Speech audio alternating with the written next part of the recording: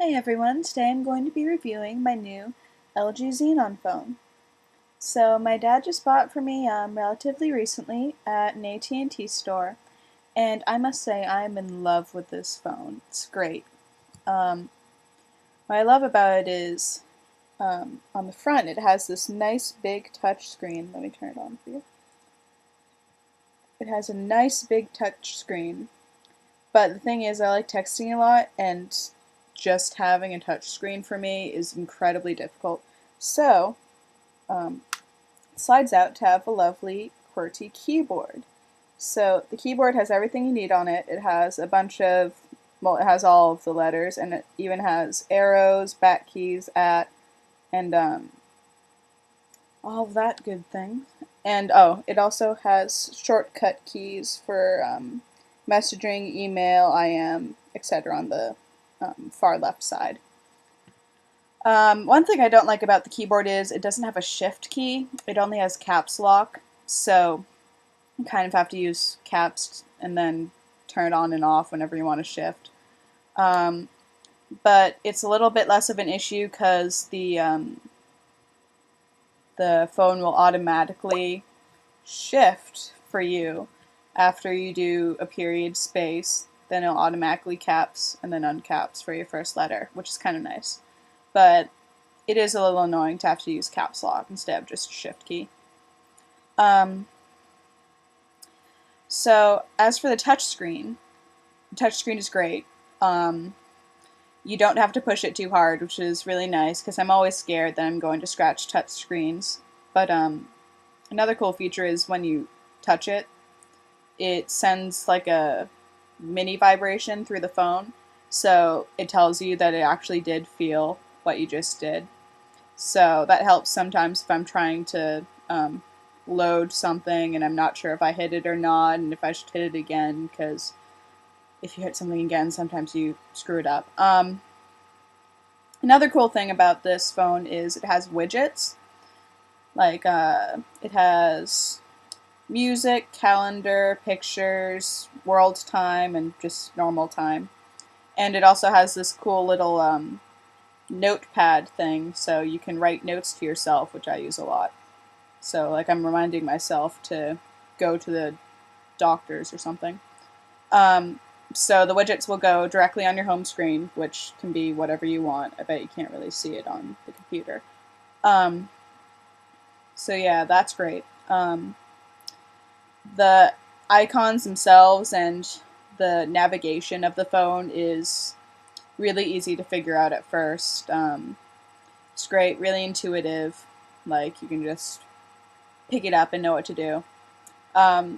Except at the top it has these three icons, which are really great. It makes everything so much faster. You can have favorites.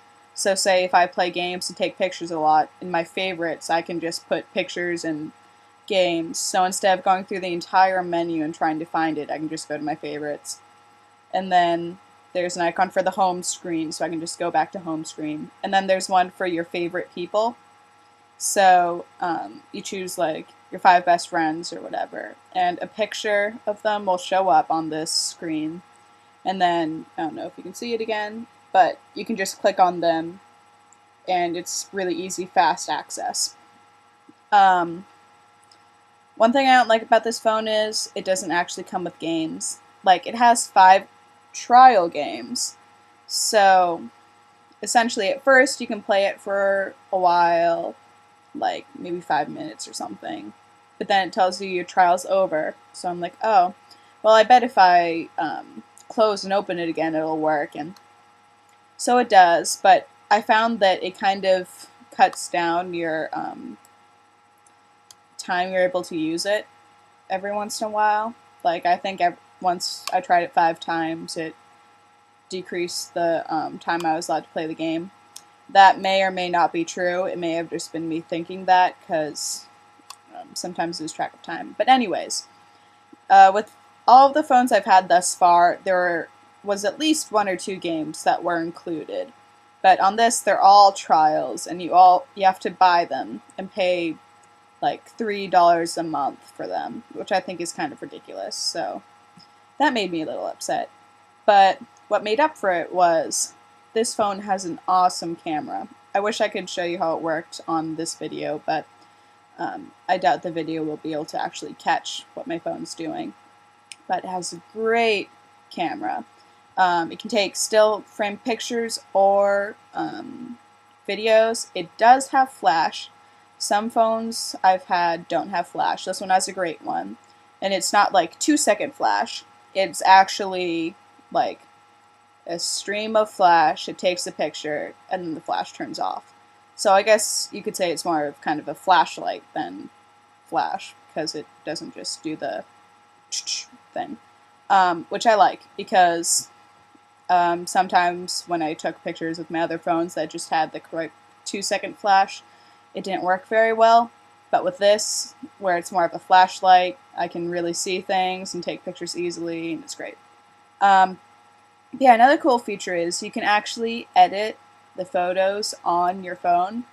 It has kind of standard Photoshop effects, like you can blur it, you can change the colors, you can warp it, and I found that really fun because I want to be a CG artist, and I thought it was really entertaining to be able to edit photos and draw and whatnot on my phone. And another great feature about this phone is with text messages. On most phones, when you're having a conversation with someone, you'll go to your inbox and it'll be like, Jackie, Jackie, Jackie, Jackie, Jackie, Jackie, and then I'll just have a long list of one text message, and just from the same person.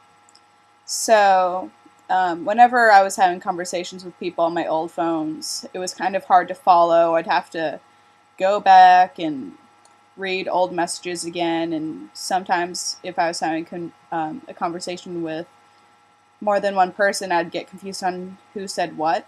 But with this phone, it has a built-in system, which is really innovative, and I thought it was great, where instead of going Jackie, Jackie, Jackie, Jackie, Jackie, it'll go Jackie 2 out of 49 if they've sent you 2 messages you haven't read.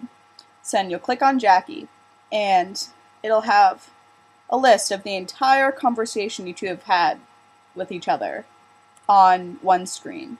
It's great. I love it. I can easily go back and reread messages and see the whole conversation just on this one page, and it's fantastic. I love it. And another thing is, if you're a person who writes really long messages that are like 500 words long, it'll at first just give little blurbs, like the first 2 sentences of what you wrote, and then you can expand it to make it larger, so it's not difficult to scroll down or anything if you're worried about that. So I thought that was great. Another cool thing about this phone is I signed up for the, I believe it's $15 for an unlimited MediaNet plan. So I can get the internet on my phone, which is amazing in itself. But you can use the touchscreen to navigate and click links, and then the QWERTY keyboard to type in the address you want. I found that it's kind of difficult to click links because sometimes you click it but you're a little bit off, so it thinks you just hit the page rather than the actual link. And there's a strange toolbar that pops up every once in a while if you hit the phone in the right way, where it's like backwards, forwards, and favorites. It's kind of annoying because a lot of times I'm trying to click a link and I keep getting this toolbar. So that could have been done better, but I imagine if I read my booklet on the phone a little bit better, it'll tell me what I'm doing wrong. But other than that, web access is great. I mean, look at this screen, it's huge, so it's really easy to see things that are going on, and it even has a zoom, so you can zoom in and out. So if you have poor eyesight, I mean, you can make the font huge, like you can have 3 letters that are just like all the way across there. Or if you have great eyesight, you can make it really small and see the whole page on one screen. So yeah, I believe that's everything about the phone. Oh, also, it has great quality. Some of my phones just have really poor quality all the time. Like when I'm listening to them, things will break up or I won't be able to hear certain tones. But with this phone, everything's always clear. I'm even sitting next to a radio powered like radio alarm clock, which usually messes with most of my phones or most of my internet gadgets, but with this phone it doesn't even matter. It's great. And sometimes you can't really tell the top from the bottom if it's dark out. So sometimes I'll be talking the wrong way like this, but for some reason I can still hear out the speaker end, like the receiver end. So um, if you're not good at keeping track of things and have your phone upside down, apparently it's not that much of an issue. I thought that was kind of neat. Um, so yeah, that's just about everything on the phone. It was a reasonable price, and it's great quality, great touch screen, great QWERTY keyboard, great camera. Um, but again, the games are lacking. There's no shift key. Oh, by the way, if you read the manual, it says there is a shift key, but there is not. I guarantee you, I've looked everywhere. And that's about it. Thank you for watching.